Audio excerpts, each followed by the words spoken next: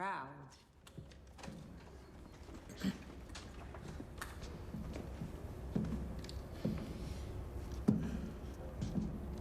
Alec Anderson. Your technique is obvious. It looks like a photograph. Thanks. That wasn't a compliment. Tear it up. Excuse me? The drawing. Tear it up. I worked my ass off on this piece. No one will miss it.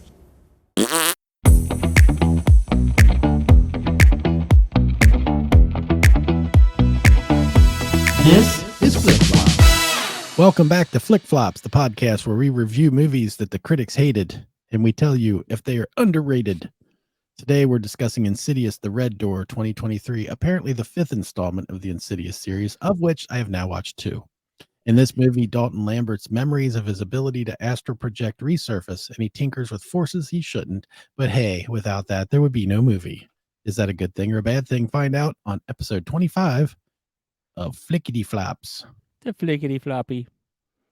Insidious, The Red Door. Gary, I think, and you said this was the 5th. I was shocked to find out that this was the 5th. Well, I'm going to say this, so I'll preface all my notes. The first one you saw.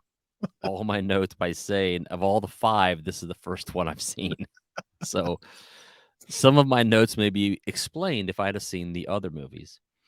Let's do this. Let's get this out of the way. Let's get moving. Oh yeah, according to Rotten Tomatoes, this thing is sitting with the critics at 39%. 69 for the fans, the audience. Technically a flop, according to the Rotten Tomatoes aggregator. It's a flop. The budget for this bad boy was $16 million.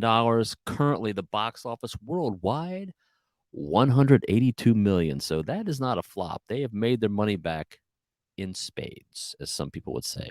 I'm not one of them, but I just did. Wait a minute. Wait, how's that work? I'm one of them, Gary. To quote a phrase that people use that I would never actually utter, and I just did.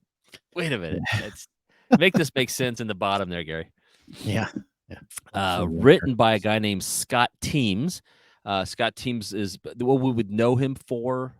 Besides this film, is he wrote the screenplay for the I think 2022 version of Firestarter. Stephen King. I have not seen that, but I will. I'm a King fan. Not seen that. I do think that was considered a flop, but I have not. Yeah, seen it was. It Sorry, I'm about to sneeze there. And he also was the screenwriter for Halloween Kills. I am a Halloween fan. I can't say for sure that this was a great movie, but I enjoy the Halloween franchise. So I'm not going to totally crap on the guy there. Directed by one of the stars, Gary, Patrick Wilson. Yes, I have a note about that as well. All right, I will not step on that. I'll leave it at that. But directed by Patrick Wilson. And that's what I got for the numbers. Unless you got to add anything you want to add, we'll jump into the our ratings and get moving. Are you ready? Oh wait, my mouth was open. That doesn't look You caught me with my mouth open. Damn it, boy. I mean, look, I may have seen one of the Insidious films. I just can't say for sure. These films all kind of slip into a new subcategory of the horror genre. This crazy Insidious, The Ring, Saw, which, by the way, James Wan from Saw fame was one of the producers of this film. So, yeah, I kind of see where I kind of get that same feel from it. But anyway, I'm babbling there for a minute. Let me get to my rating, and we'll carry on from there. Let me find it. Whoops! Whoa! Easy. This is me. Cloudy with a chance of 3 poops. Oh. I give it 3. It's aight, as people would say. It's aight. It's again not. I'm not super familiar with what's going on in the storyline. Yeah, and I'm air quoting storyline. These films to me, and I'm a horror fan, so I enjoy these films. These films to me seem like just a bunch of little skits, whatever, strung together. Oh, I got this idea for a crazy horror effect. Let's add it to the film. Yeah. Does it add or take away from the story? I don't know. I don't know that there's really a story. but that's where I'm at with it. There are people in my life that I know would love this movie. My daughter at 18 loves this kind of stuff. I actually texted her today. Hey, I'm watching Insidious, The Red Door. She's like, "Oh, I'm so jealous." I was like, "All right." Gary, where do you come down on this thing? Pretty close. This is where I landed with 2.5 Yeah. TP. There you go. Pretty close. Pretty close. I think we probably feel about the same on this one. I will tell you that I do remember seeing the first one. Unless I'm totally off base, I don't know that you needed to see any of the 3 in between There's no to through get the line. gist of this. But I don't know what happened in the 3 in between. So I don't know if they went with different characters or some other thing. I don't know if this is a return to these characters. Yeah. Well, let me I'm not sure. Let me read one of the reviews I found that might bring some light to this. Okay. This is by a guy named Tim Brayton, who is from something called The Alternate Ending. I don't know if it's a website or if it's a review site, but whatever. Tim Brayton, Alternate Ending. His review, quote, and I kind of agree with him, although I haven't seen them all, so this kind of makes me feel that I don't need to see them all. His review is, quote, takes the laziest of all routes, suggesting that what happened a decade ago shall happen again now in more or less exactly the same way. So what I glean from that is I didn't miss anything, apparently. Yeah. Because there was a lot of, I read a review, another one that said that they basically spend most of the film just rehashing the previous 5 films or 4 films. So, Well, yeah, and you could see that in it because I mean, clearly that was footage from the first movie because the age. it's got to be the same kid. I mean, looks just like him, but 10 years different, I guess. But Sure. Yeah, they mixed it in scenes from that, and this is still going by my memory of it, so I could be wrong, but I think that's pretty much what it was. To give you a little bit of before we get into our notes, I'll give you a review that I found I thought was funny from Daniel Rester. These are the best. From Battle Royale with Cheese. He's it's the best website. I'm going to visit that site. I swear to God. Make a note. Though Wilson is working with a bland script, he does show some promise as a director as he gets what juice he can out of the material. That's kind of where I landed with the whole thing. Sure. I put in my notes that that Patrick Wilson is the director of this. And for some reason I can't really name all the stuff I've seen him in, but he's like one of those guys that you just like he's a likable actor. A note that I didn't write down. Okay. I think once you see it, you will not be able to unsee it. Uh-oh. But if they ever remake Coach, he could be Coach. He could be. Yeah. He's the new oh man, what's his name? That's what I was reaching. Craig T. Nelson. Wait. Yes. Is that right? He looks like a younger Craig T. Nelson. Okay. Yeah. I like him. That hit me early on. I was like, well, now I can't unsee Coach. Yeah, that's funny. Let me do this for a nightmare. So Poltergeist. Yeah, I like him, and I thought the directing in this movie was actually good. I was like, knowing that it was him doing it, because I did know that. I was like, I mean, he's doing a fine job with what he's got. I just think that it's pretty bland overall. Yeah. There's not a whole lot of meat on the bone, I guess, to say about it. It's okay. I didn't hate it. Yeah, that's where I'm at. I can't I say like the first one better. I think there were a couple decent moments in it, and there was one part that I turned to Carmen and said, "I think that was supposed to be a jump scare," because neither of us jumped. Because it didn't work. Yeah, I think that was supposed to be a jump scare. There, it didn't do anything, but. There's a couple scratch your head moments, like why is the guy doing a memory puzzle on his wall, like or on the windows? Why is he? I know. He just have a memory game, or like it's clearly just because you can't have that. Yeah, it's clearly that character suddenly do pop up. Yeah, I thought for sure. I put a note in here. I thought for sure Andy's gonna say ding ding ding, ring the angsty teen alert bell. Oh, I have a note. We'll get there in just a second. Go for it. Let me give you my highlight of the movie. Okay. Gary, comes in the very beginning. when he's driving his son, this guy, to school, and on the radio is playing REO Speedwagon, Roll with the Yeah. Changes. I Yeah. was like, oh hell yeah, now we're going somewhere.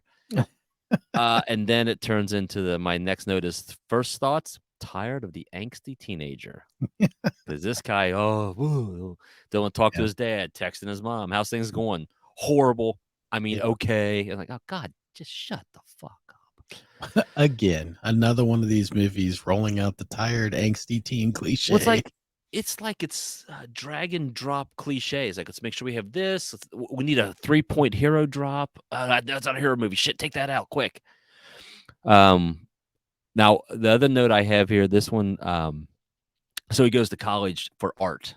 Here we go. Let's see if you got my note. Is it the art teacher that's so aggressive? Yes. Like, this kid's drawing is fantastic. She's like, tear it up. Yeah. I'm like, what? Like, and at first I thought, I was like, I need to call Gary, because Gary, as someone who does arty things for a living, Arty things. if a teacher told you to throw away and give up on your amazing drawing, Yeah.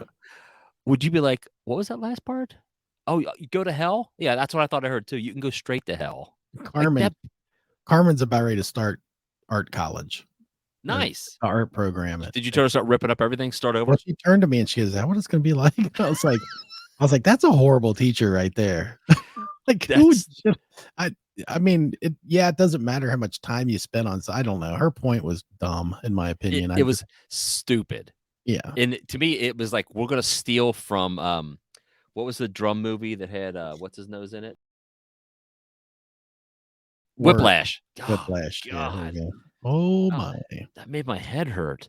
But similarly, as you know, some people may know, I'm a drummer and I took drum lessons. And I mean, everybody after seeing that movie called me, dude, was that what it was like? I was like, not even close. No teacher ever yelled like, I got yelled at by my drum instructor, but not. He never smacked me in tempo and said, was I too fast or was I too late? I'm like, well, first of all, don't smack me ever again. I thought that was just a ridiculously dumb scene, and it was pointless. It made no sense to the story. And again, not that this is no Goodwill Hunting by any stretch of the imagination, but I'm like, this was just dumb. It's dumb. I wrote my note says art teacher was a BI bad word. Yeah, Shout exactly. out to Greg Nazi for the BI bad word reference, but I mean, my overall, let's see here. I'll get to my next. I got 4 more notes. So get to the end of the film, and if you want to throw spoilers up here, in case no one can see any of this coming. I wrote, I like the touching family moment at the end, the father and son sharing moment after being haunted for his whole life by his dead father. They look back and he's kind of like, yeah, son. Like, what the hell? Why? This guy's like he's a torture device. He's spent his whole astro projecting and coming at you. And I'm like, that's dumb. And then it blends into him and his dad. And I was like, oh, whatever. Yeah. This is what I want. I don't want touching moments out of a horror film. Yeah. Or a scare film, whatever these are called nowadays. Maybe that was the close out of this whole series. I guess. Again, we don't know what happened in between. Well, because spoiler, he solves the problem by getting rid of the red door. I'm like, oh, geez, that's all it took? Shit. Where was the red door in the beginning? Maybe there was one. I don't remember. You don't know. After that, he's outside the house and the weird old lady standing in the street. Oh, yeah. That was my jump scare. I'm like, where the hell did she come from? Yeah, she was keyed in the first movie from what I remember. Okay. This would make sense. The last, well, not the second to last note I have on the actual film itself was, did you catch so this guy here, right, dressed in dark, the whole film, he's dark and moody. The wardrobe changed to reflect the new outlook on life. I did not. The film. Oh, he's in a nice white button down, like golf shirt, and he's putting the picture of his dad up on the wall, and he's like, I'm like, So he's cheery, no more angsty, no more Nirvana in my life, no more Kurt Cobain. I'm going with the Osmonds at this point because that's how much better I feel. I was like, okay, nice symbolism. And finally, the last note I have is it's just I think sadly these films are more shock than they are story, and maybe that's what they're supposed to be. It just seemed like this was just a series of collection of scenes, vignettes of scenes. Like, oh, this scene would look good. This scene would look good. And how do we tie all these scenes together? And that's, I think, what these films are. Like we've said before, we're both fans of the Saw series, and that's basically all that is. Hostel's the same way. That it's just a bunch of how can we scare the crap out of people, make people kind of in a film, and then move on. So there is a little bit of in this movie. Oh God. I could have done without that, ain't gonna lie. And one other thing that just came to mind is the whole roommate situation in college. Okay, yeah, I've got a note on that. Okay, I'll let you go. I won't. Well, I mean, not specific to the college part. The fact that she just met the guy and she gets totally entranced in his horror nightmares. Yeah, my note is I'd be like, "See you, dude." Here's my note. So I got the angsty teen thing, like we talked about. And I talked about Patrick Wilson, and I talked about the art teacher. My other two notes are, I thought the lead actor, his performance was okay. I didn't think there's anything particularly interesting, like not great. I mean, nothing great about it. Yeah, but I did think I put goofy sidekick because really that's what she was. She becomes the goofy sidekick to this whole thing. No, but aside from the premise. And aside from the slight cliche aspect, I thought the actress did a really good job, though. I actually thought her performance was really good. Yeah, sure. I found her like the bright spot sort of in the whole movie because I was like, who is this girl? I've never even seen her, and she's got a pretty good confidence in this role. Yeah, I mean, like I said, it's just I don't. It sounds dumb when I say it out loud, but in a real world, she would not get involved in this guy's life. Having said that, in a real world, this wouldn't be happening. So it doesn't make it's like complaining about the schematics of the Death Star. Oh, that wouldn't really happen that way. It's like, but it wouldn't happen at all. There's no such thing as a Death Star. Yeah. Spoiler. Yet. Anyway. Dun, dun, dun. That's it, man. That's all I got for notes. Yeah, I mean, that's it. Again, there's people I would recommend this to, and if you're a fan of the series, I think you'll like this film. I don't think it's bad. It's just, like I said, it just seems like there's a bunch of ideas they wanted to throw together in a film, and this was it, and they kind of crafted a story around it.